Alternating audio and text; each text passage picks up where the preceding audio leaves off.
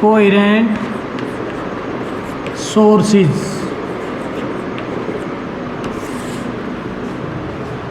Two sources of light said to be coherent. Two ज़्यादा भी हो सकते हैं लेकिन हम 2 से शुरुआत करते हैं। Two sources of light said to be coherent. इनको कोहेरेंट कहेंगे if they emits light of a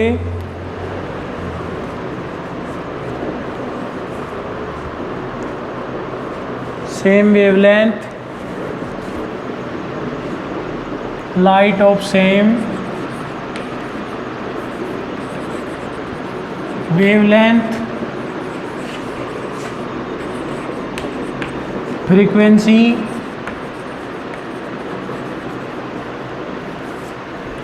amplitude,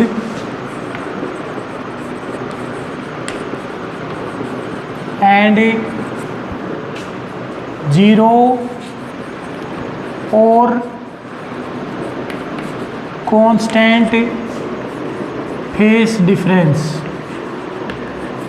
यदि दो सोर्सेज ऑफ लाइट जो हैं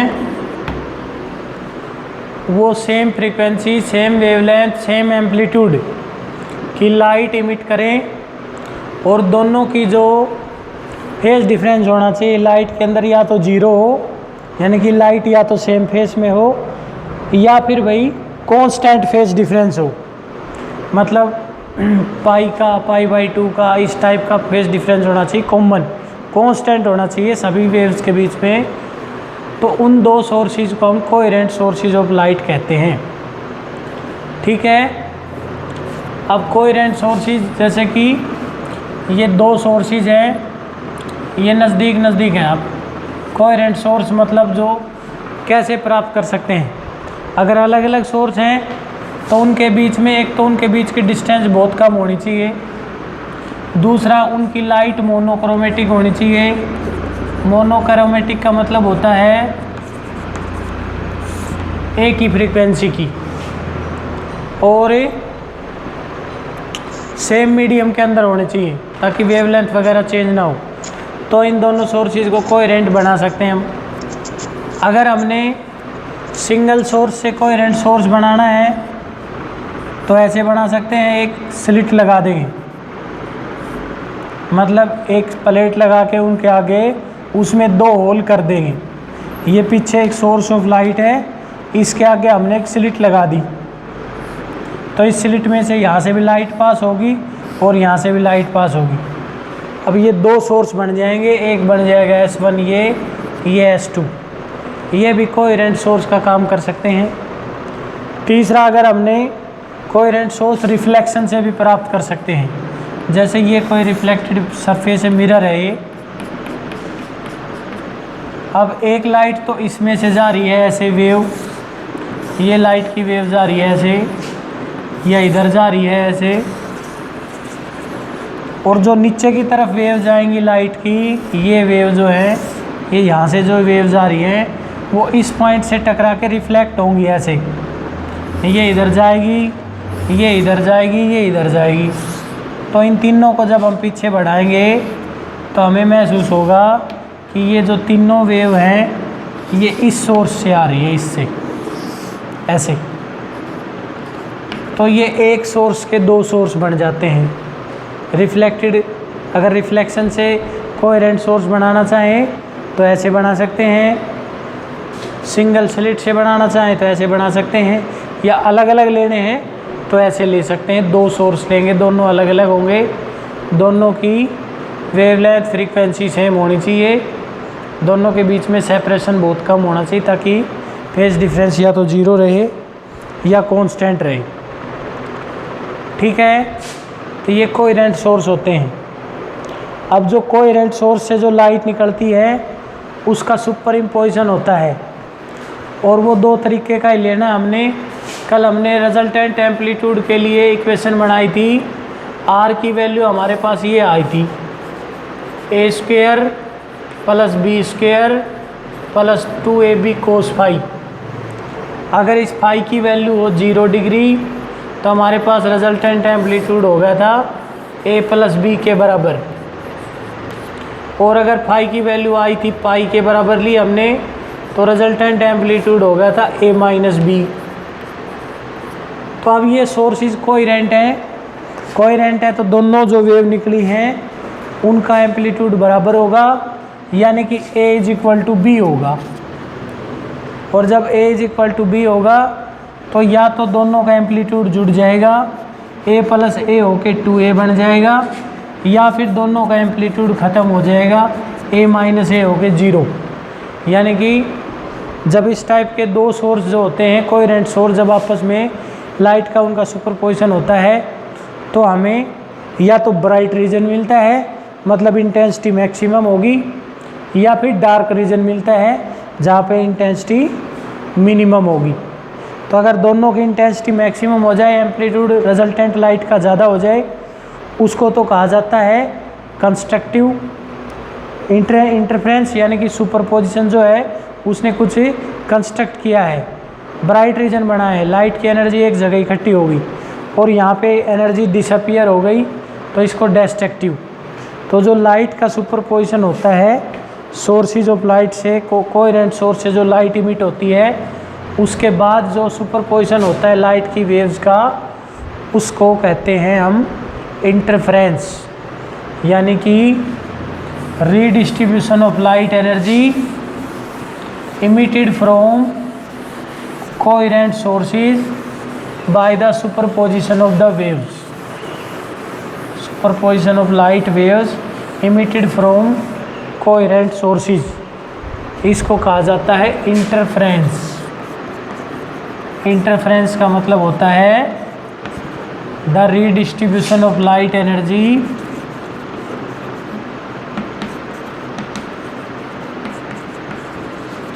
redistribution of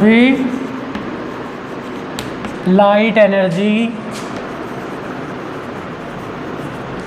due to superposition of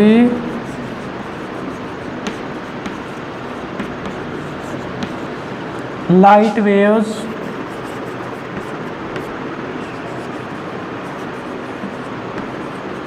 emitted from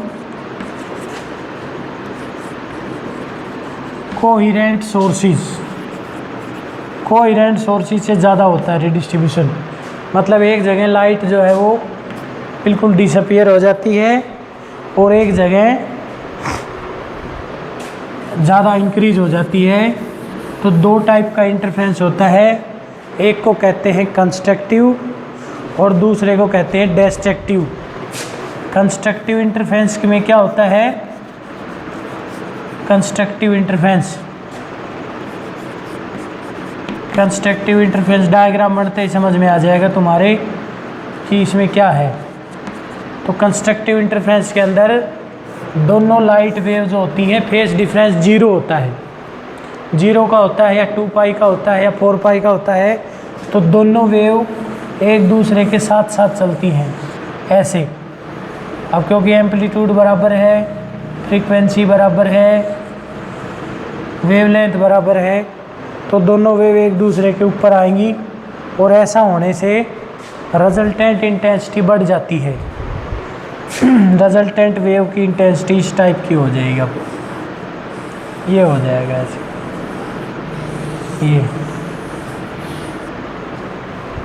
ये है कंस्ट्रक्टिव इंटरफेरेंस। तो जो ऊपर वाली जो पोजीशन होती है किसी वेव की, उसको कहा जाता है क्रेस्ट, ये क्रेस्ट है, और इसको कहा जाता है ट्रफ, TROUGH। तो जब एक वेव का क्रेस्ट पे क्रेस्ट और ट्रफ पे ट्रफ फॉल होता है, when the crest of one wave super impose with the crest of other wave and the trough of one wave super impose with the trough of another wave, तो हम कह सकते हैं कि जो सुपरपोजिशन हुआ है वो है कंस्ट्रक्टिव इंटरफेरेंसिव कंस्ट्रक्टिव। या ऐसे भी कह सकते हैं when crest of the one wave falls on the crest of another wave and trough of another wave falls on the crest of another wave। मतलब एक वेव का crest पे crest और ट्रफ पे ट्रफ जब फॉल हो जाए तो जो इंटरफेरेंस होगा वो होगा कंस्ट्रक्टिव। और ये कब हो सकता है? ये तब होगा जब फेज डिफरेंस या तो 0 हो या 2 पाई हो या 4 पाई हो। मतलब जर्नल में हम लिख सकते हैं 2n पाई। जो फेज डिफरेंस हो जाए, अगर फेज डिफरेंस 0 हो जाए, 2 पाई हो जाए, 4 पाई हो जाए, 6 पाई हो जाए, यानी कि 2n पाई। n की वैल्यू 0 से शुरू होगी तो 0 करेंगे तो 0 हो जाएगा, 1 करेंगे तो 2 पाई, 2 करेंगे तो 4 पाई। अगर इतना फेज डिफरेंस अगर होता है तो क्रस्ट पे क्रस्ट और ट्रप पे ट्रप पड़ेगा और सुपरपोजिशन हो जाएगा हमारा कंस्ट्रक्टिव। मतलब जैसे कि मान लिया 2 पाई का फेज डिफरेंस है। 2 पाई का फेज डिफरेंस का मतलब जब ये एक वेव जब अपनी कंप्लीट साइकिल पूरी कर लेती है तब दूसरी वेव इसके साथ स्टार्ट होती है ऐसे। तो ये भी कंस्ट्रक्टिव इंटरफेरेंस हुआ। 2 चक्कर के बाद करें तो जब ये 4 पाई का मतलब होता है जब इसकी 2 साइकिल कंप्लीट हो जाए तब दूसरी स्टार्ट हो जाए, तो वो भी ऐसा ही होगा। तो जब 2 वेव के बीच में जो कोहेरेंट सोर्स से इमिट हो रही हैं उनके बीच का फेज डिफरेंस अगर 2n पाई यानी कि इंटीग्रल मल्टीपल ऑफ 2 पाई, इसका ऐसे भी लिखा जा सकता है n into 2 pi. Integral multiple of 2 पाई जब हो जाता है तो इंटरफेरेंस कहा जाता है कंस्ट्रक्टिव। डेस्ट्रक्टिव इंटरफेरेंस के अंदर क्या होता है? एक वेव का क्रेस्ट दूसरी के ट्रफ पर पड़ता है। मतलब डेस्ट्रक्टिव इंटरफेरेंस में crest of one wave falls on the trough of another wave.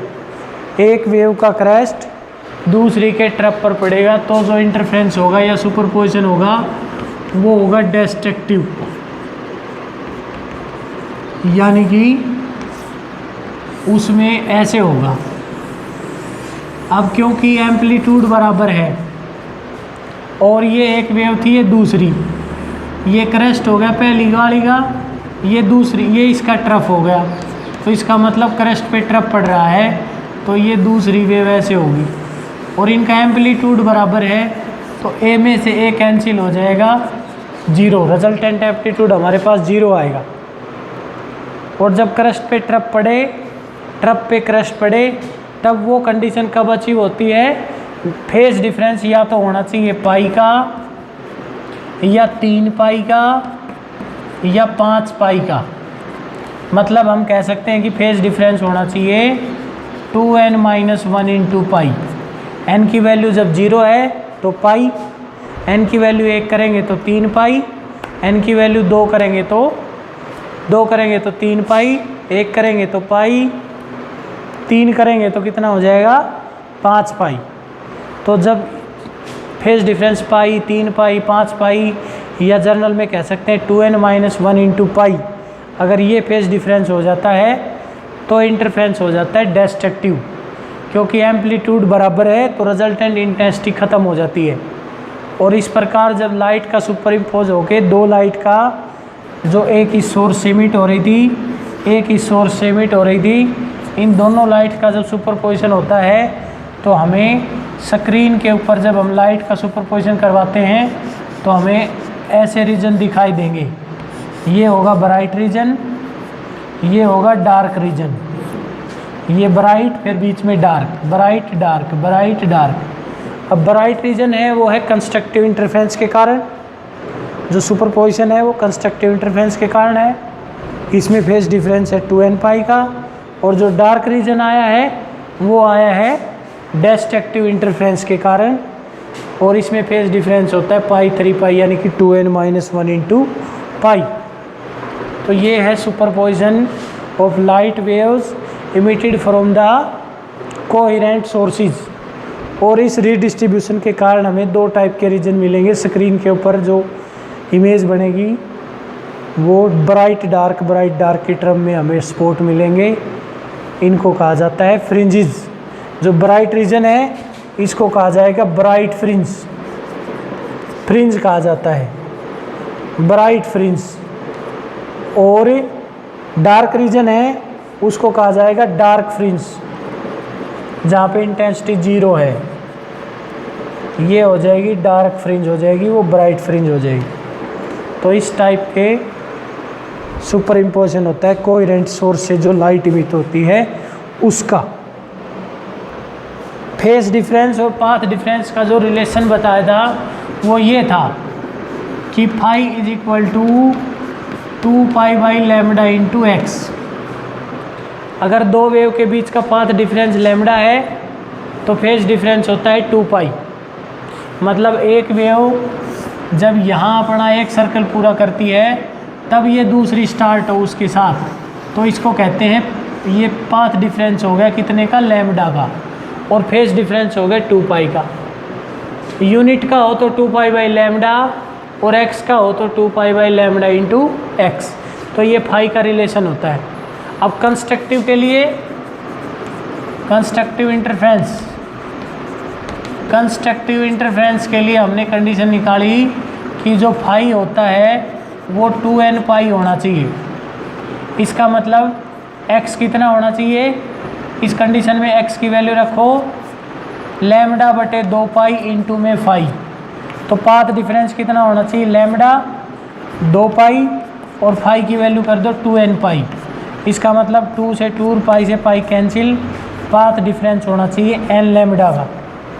यानी कि दो वेव्स के बीच में path difference n lambda, n की वैल्यू है यहाँ पे 0 1 2 3 ऐसे।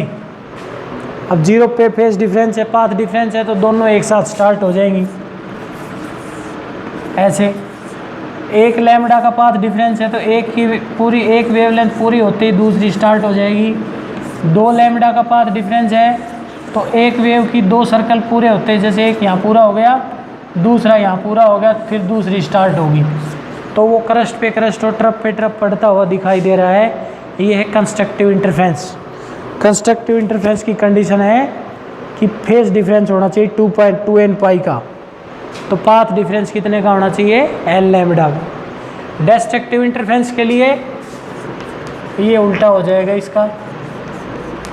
डिस्ट्रक्टिव इंटरफेरेंस, इसके अंदर सीधी सी बात है कि फेज डिफरेंस हमने निकाला है 2n माइनस 1 इंटू पाई। तो पाथ डिफरेंस का फार्मूला लगाएंगे हम lambda upon 2 pi into 2n minus 1 into pi. Pi से पाई कट जाएगा, हमारे पास पाथ डिफरेंस का फार्मूला हो गया 2n माइनस 1 इंटू लैम्डा बटे 2। 2n माइनस 1 लैम्डा बटे 2, यानी कि x इसकी वैल्यू जो है वो कितनी होनी चाहिए,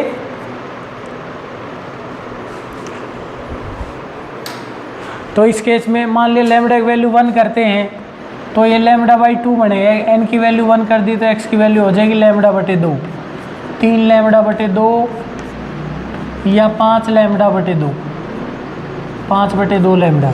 जैसे कि लैम्डा बटे 2 का मतलब आधी वेवलेंथ। जब एक वेव अपनी आधी वेवलेंथ ट्रेवल कर ले तब दूसरी स्टार्ट हो, तो देखो क्रस्ट पे क्रस्ट और ट्रप पे ट्रप वाली कंडीशन पड़ती है।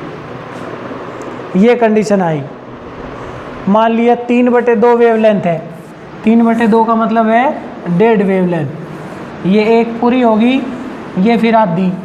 इसका मतलब जब इसकी 3/2 वेवलेंथ कंप्लीट होगी तब दूसरी स्टार्ट होती है, तो उसमें भी यही कंडीशन बनेगी। इसी तरह 5/2 वेवलेंथ वाली कंडीशन है। तो इस केस में क्रस्ट पे क्रस्ट और ट्रप पे क्रस्ट पे ट्रप और ट्रप पे क्रस्ट पड़ रहा है, तो इसलिए सुपर इम्पोजिशन हो रहा है इसका डिस्ट्रक्टिव, यानी कि इंटरफेरेंस हो जाएगा डिस्ट्रक्टिव, और हमें जो रीजन मिलेगा वो मिलेगा डार्क।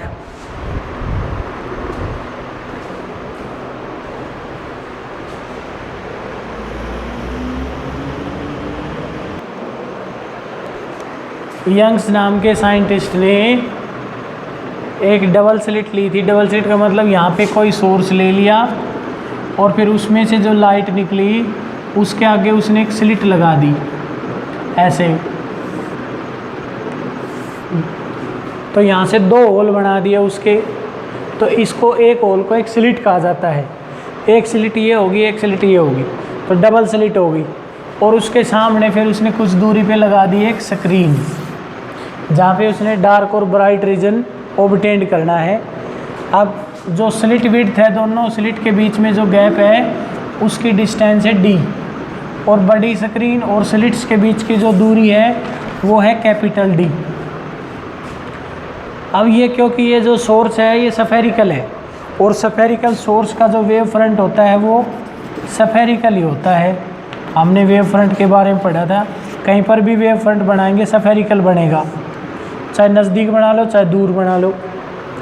और वेव में मैंने बताया था कि वेव के अंदर ये होता है, ऐसे वेव चलती है, तो ये क्रस्ट हो गया, ये ट्रफ हो गया। तो हम मानते हैं कि जो वेव का क्रस्ट है वो इस टाइप का है। पहले हमने क्रस्ट ले लिया, फिर ये ट्रफ ले लिया, डॉटेड लाइन, फिर इतनी दूरी पर ये क्रस्ट हो जाएगा, फिर उतनी उससे आगे जाके उतनी दूरी पर ये ट्रफ हो जाएगा, फिर ये क्रस्ट हो जाएगा, फिर ये ट्रफ हो जाएगा, फिर ये क्रस्ट हो जाएगा, फिर ये ट्रफ हो जाएगा। तो इस प्रकार ये लाइट जो है इस स्लिट से टकरा गई। अब स्लिट में से जो लाइट निकलेगी वो भी ऐसे ही निकलेगी, पहले निकलेगा क्रस्ट, फिर उसके बाद ट्रफ, एक सोर्स का काम करेगी अभी स्लिट, फिर क्रस्ट, फिर ट्रफ, फिर क्रस्ट, ये बराबर प्रकार खोल के इक्वी डिस्टेंस जो है ना हम आर्क बनाते चले जाएंगे उतनी दूरी के ऊपर। एक बार डॉटेड आर्क बना देंगे, एक बार बना देंगे हम डार्क, तो ये डॉटेड होगी, फिर ये डार्क होगी। तो इस प्रकार ये फर्स्ट स्लिट की वेव होगी। अब इसी तरह दूसरी में से निकालो, पहले आएगी डार्क, फिर उतनी दूरी के ऊपर डॉटेड, फिर डार्क, फिर डॉटेड, फिर डार्क, फिर डॉटेड। तो इस प्रकार तो हम देख रहे हैं कहीं पर तो डार्क से डार्क कट रही है, डॉटेड से डॉटेड कट रही है, और कहीं पर डॉटेड और डार्क कट रही है। जैसे कि ये पॉइंट देखें हम, तो इस पॉइंट के ऊपर डार्क डार्क से कैंसिल हो रही है, और इस पॉइंट पे डॉटेड से डॉटेड, इस पॉइंट पे डार्क और डॉटेड है, यहाँ पर फिर डार्क और डार्क है। इससे आगे देखेंगे तो अभी इसकी डार्क हमने डॉटेड बनाई नहीं थी, तो ये देखो इससे आगे डॉटेड पे डॉटेड आ जाएगी, यहाँ पे यहाँ सिखाए गए, फिर डार्क आ जाएगी ऐसे, फिर इसकी डॉटेड आ जाएगी। तो इस प्रकार डार्क पे डार्क और डॉटेड पे डॉटेड जो है ना उनको अलग पॉइंट का आउट कर लेंगे। और डार्क डॉटेड है, जैसे कि ये डार्क डॉटेड है, ये फिर डार्क डॉटेड है, यहाँ से ये फिर डार्क डॉटेड है, ऐसे ये हो गया डार्क डॉटेड, फिर उससे आगे ये डार्क होगी, यहाँ पे डार्क डॉटेड मिलेगा। तो इस प्रकार बुक में देखोगे ना समझ में आ जाएगा, जहाँ पे डार्क कट रहा है यानी कि ये लाइन डार्क है और ये दूसरी डार्क है, तो ये पॉइंट, और जहाँ पे डॉटेड ये डॉटेड था, इसको डॉटेड से काट दिया ऐसे। इन पॉइंट्स को जब हम इकट्ठा करके देखेंगे ना तो हमें स्क्रीन के ऊपर एक पॉइंट मिलेगा, ये जो पॉइंट होगा ये ब्राइट होगा, और जो डॉटेड डार्क है जैसे कि ये था डॉटेड डार्क वाला, इसकी सिधाई देखेंगे तो हमें डार्क रीजन मिलेगा। तो इस प्रकार हमें ब्राइट और डार्क स्पेसिस मिलेंगे। ये ऐसा उसने समझाया है एक्सपेरिमेंट में कि भाई इसका वेव फ्रंट ऐसे बना लो। तो क्रस्ट को मान लिया हमने डार्क लाइन, ट्रफ को मान लिया डॉटेड लाइन। तो जहाँ पर दो वेव का डार्क पे डार्क और डॉटेड कट रहा है वो समझो ये सुपरपोजिशन है, क्रस्ट पे क्रस्ट और ट्रफ पे ट्रफ। तो इसका मतलब ये पोजीशन जहाँ भी मिलेगी वहाँ ब्राइट मिलेगा, और जहाँ पे डॉटेड और डार्क कट रहे हैं जैसे ये डार्क है और ये डॉटेड है, इस पॉइंट को जब मिलाते हैं तो वो सुपरपोजिशन है इस टाइप का, क्रस्ट पे ट्रफ वाला।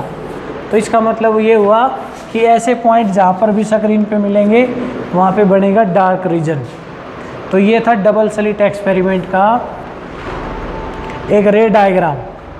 वैसे देखें वेव की टर्म में समझाएं तो वो ऐसे है भाई कि वेव की टर्म में ये डायग्राम कैसे बनेगा। तो जैसे इस स्लिट में से एक लाइट गई यहाँ, एक वेव इधर गई और एक वेव यहाँ से गई, ऐसे, ये वेव ऐसे जा रही थी, फिर ये वेव पहुंच गई ऐसे करते हुए, कुछ टाइम के बाद ये दोनों वेव जो हैं वो इस टाइप में हो जाएंगी, या जैसे इसमें तो अब ये देखते हैं ना, तो दोनों देखो एक साथ मूव करने लग गई। अब इससे आगे दोनों वेव एक साथ मूव कर रही हैं, ठीक है। और कई बार ऐसे भी हो सकता है कि ये वेव तो गई ऐसे और दूसरी वेव आई यहाँ, लेकिन वो ऐसे आ गई कि ये तो पूरा हो गया, और इससे आगे जो है फिर ये ऐसे मैच करने लग गई, ऐसे थोड़ा ऐसे तिरछा करेंगे इसको ऐसे, तो ये ऐसे हो गई। तो ये है वेव की टर्म में कि दो वेव जो थी वो आगे पीछे थी, लेकिन जब वो सुपर इम्पोज हुई तो या तो उनकी कंडीशन ये बन गई क्रस्ट पे क्रस्ट और ट्रफ पे ट्रफ वाली, या कंडीशन बन गई मतलब क्रस्ट पे ट्रफ, और ये है क्रस्ट पे क्रस्ट और ट्रफ पे ट्रफ। तो जब क्रस्ट पे क्रस्ट और ट्रफ पे ट्रफ है तो है कंस्ट्रक्टिव, और ट्रफ पे क्रस्ट है तो डिस्ट्रक्टिव। तो इस प्रकार या तो ब्राइट रीजन मिलेगा या डार्क रीजन मिलेगा। तो ये जो कॉम्बिनेशन है ये किस पे डिपेंड करेगा, ये डिपेंड करेगा, देखो एक बार फिर कि ये कॉम्बिनेशन जो है वो किस पे डिपेंड करता है। वैसे तो क्रस्ट पे क्रस्ट और ट्रफ पे ट्रफ फेज डिफरेंस या पाथ डिफरेंस, यहाँ से जो वेव गई है उसने यहाँ तक पहुँचने में इतनी दूरी तय की है, और यहाँ से जो वेव जाएगी उसने इतनी दूरी तय की है, फिर उससे आगे दोनों साथ चली हैं। तो इस वेव ने तो यहाँ से लेके यहाँ तक का रास्ता ट्रेवल किया है, और इस वेव ने यहाँ से लेके यहाँ तक का रास्ता ट्रेवल किया है। तो इन दोनों के रास्तों के बीच में जो डिफरेंस है उसके कारण ये सुपरपोजिशन हुआ है, पाथ डिफरेंस के कारण। ये वेव ऐसे थी, यहाँ से सिंगल जा रही थी अलग अलग ऐसे, फिर इससे आगे ये दोनों इकट्ठी हो जाएंगी। अब वो चाहे कैसे भी हो, ये ऐसे जा रही थी अलग अलग, और जब ये साथ हुई ऐसे तो अब देखो ये क्रस्ट पे क्रस्ट और ट्रफ पे ट्रफ गिरने लग गया, तो वहाँ जो रीजन बनेगा वो ब्राइट बनेगा। और इसी तरह ऐसे भी हो सकता है कि ये दोनों ऐसे ट्रेवल होने लग जाएं जब ये दोनों मिलें। तो ये कंडीशन किसके कारण आई, इनके पाथ के डिफरेंस के कारण, कि इस वेव ने यहाँ से लेके यहाँ तक का रास्ता ट्रेवल कर लिया, इसने यहाँ से यहाँ तक का, आगे दोनों एक साथ हो गई हैं। तो उनके बीच का जो पाथ डिफरेंस है वो डिसाइड करता है कि सुपरपोजिशन किस टाइप का होगा।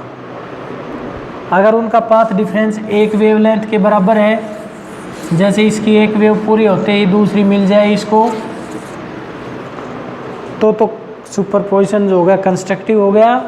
और अगर इनके बीच का जो पाथ डिफरेंस है वो है डेड वेवलेंथ जितना, यानी कि 3/2 जितना, जैसे इसकी 3/2 होते ही दूसरी शुरू हो जाए तो ये डिस्ट्रक्टिव हो गया। तो ये डिपेंड करता है दोनों स्लिट से जो लाइट वेव निकली हैं उनके पाथ डिफरेंस पर।